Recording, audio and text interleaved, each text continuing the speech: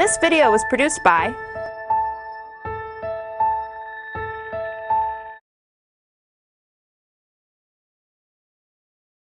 Take a few minutes and hopefully properly inaugurate our new facility. Those of you who were here 2 years ago would remember that Lieutenant Governor Bowling joined us and made a very important and special announcement to us, and that was funding for the facility you see before you here today. It's not been an easy process or a fast process, but it's certainly been a productive and a constructive learning experience for all of us to develop this facility.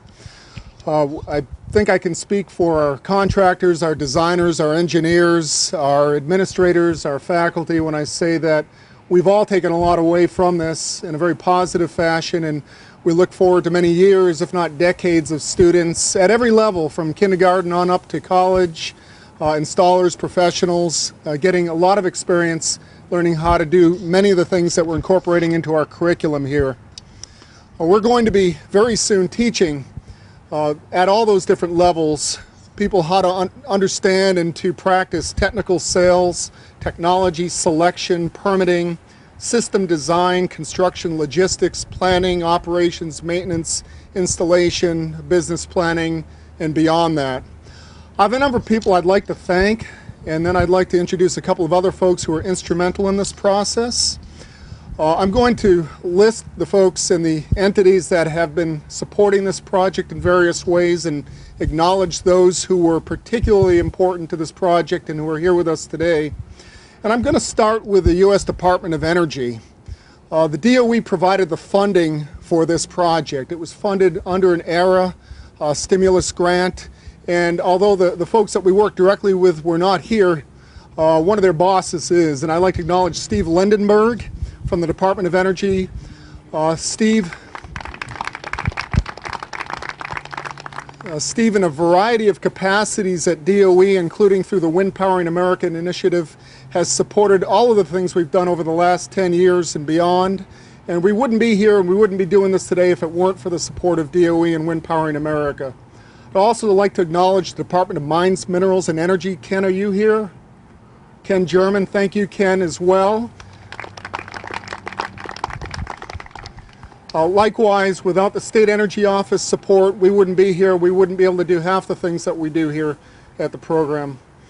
I'd like to also thank Mr. Charlie King from our JMU administration. I'd like to acknowledge also John Spindell, Eric Maslin from our department who have been supportive of this program. Provost Benson, who's going to say a few words in a moment. Facilities Management, Gary Shears, who's been instrumental to this project. Wayne, I see you over there as well, and you've been one of our stalwart supporters as well.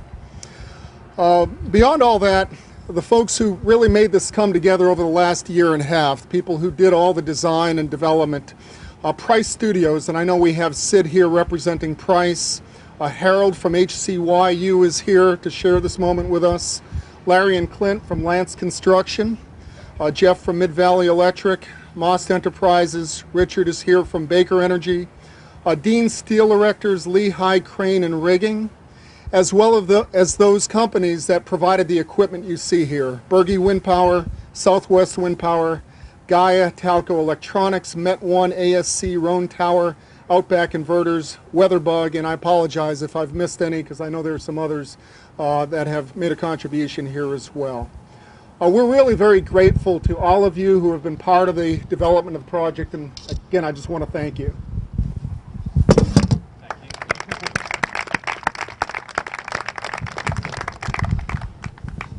Facilities management was amazing. That's all I can say. The folks here who keep this campus running and keep it looking the way that it does and functional for all of us.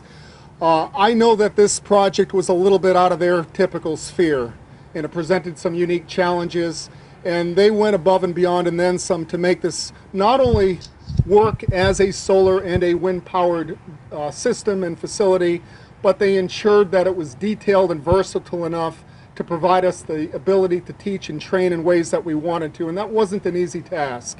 So I want to applaud them and thank them, and at this moment give Tim Shentz a few minutes to make some remarks as well. Tim? You need to hold this. Okay. And speak back. Okay. All right, thank you, John. As John mentioned, this was a challenging project from day one. It's not something that we typically undertake, but our projects, you just never know what you'll have from day to day. I think what you see here is just a tremendous group of people that are working towards the goal of the Small Wind Training and Testing Facility. Starting out, just determining the project scope, working to secure funding, taking the project through permitting at various levels from state and federal, through even the FAA, our local environmental erosion and sediment projects. It was an aggressive timeline from the very start, working with planning, the funding, phasing, deliveries during construction, and when you look around right now, we have a very smooth, a very accessible site, and it wasn't always like this. If you can think about this site during exam week and the number of students that were here, trying not to disturb them, but so much was a challenge from the beginning, and also incorporating new technology. Things changed even between design and construction. We were working on bringing new products online and working with our vendors and contractors to incorporate that. I think the success really depends on the various groups of people that we see here. Just diverse groups from all different agencies, parts of the university. The administration supported the project. Academics, procurement worked with us time and time again. Sponsored programs, facilities management, and even parking services was very gracious throughout. We have to thank our partners again, as John mentioned, in Richmond and Washington. Those were where some of this project started from. And the design professionals, I can't say enough about Sid and Harold working through us. Again, some things that aren't traditional, some things that were different, and they did great. And finally, I have to thank the contractors. In the Shenandoah Valley, I feel like we've got some of the best contractors. The talent and workmanship would be really hard to match anywhere, and I'll stand by that, having worked around the state. These guys really pulled together to make it. We had some challenging days, but it's great to be standing here. I think if anybody that we've mentioned was missing, the project wouldn't have succeeded. So I'm very happy to be standing here with the project completed, and look forward to the continued programming and successful operation of the Small Wind Testing Training Facility. Thank you. John?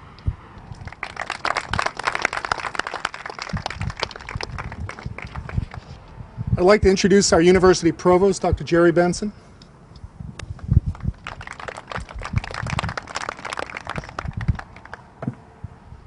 Well, first off, I would want to welcome all of you all who are visiting our campus. And I know a number of you have been here for the conference over the last 2 days.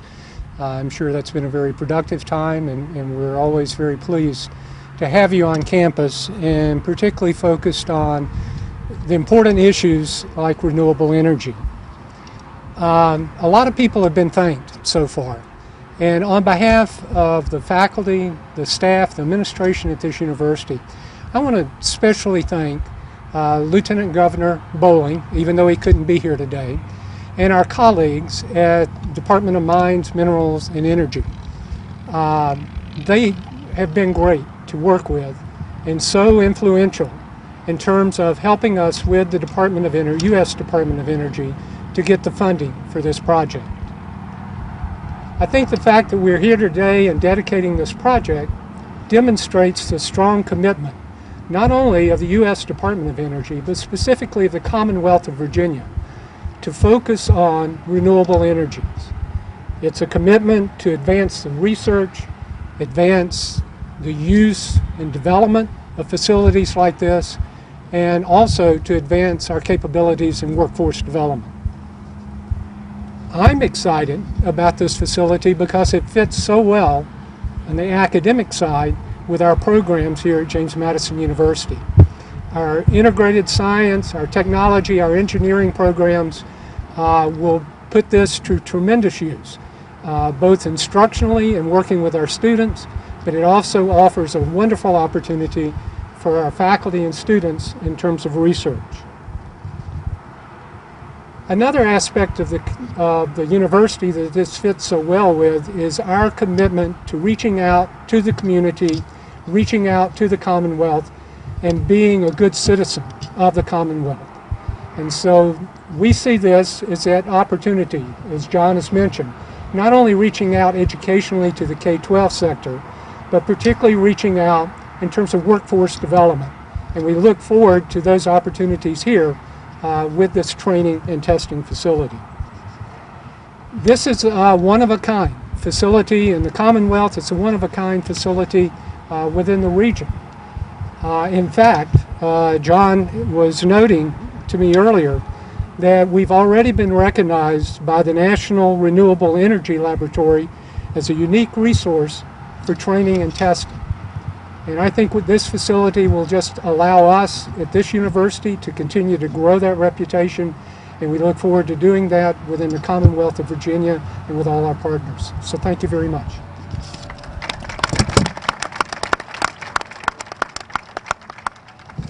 There are two more individuals I'd like to recognize before we cut the ribbon here.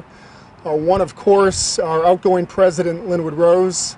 He was instrumental to this. He made some of the contacts initially and made sure that the parties who were interested in this and who could support this were talking to each other. And he has for years been supporting all of the various wind and solar efforts we've been doing here. So I would want to thank him as well if he were here. And also we have a gentleman here from Sustainable Energy Developments in New York, Lauren Pruskowski. Lauren and Luke and their other colleagues have been supporting the curriculum development that is going to be an important part of this project as well. So thank you both for your efforts here.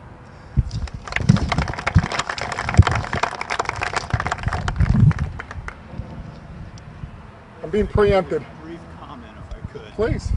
You have to talk to both mics.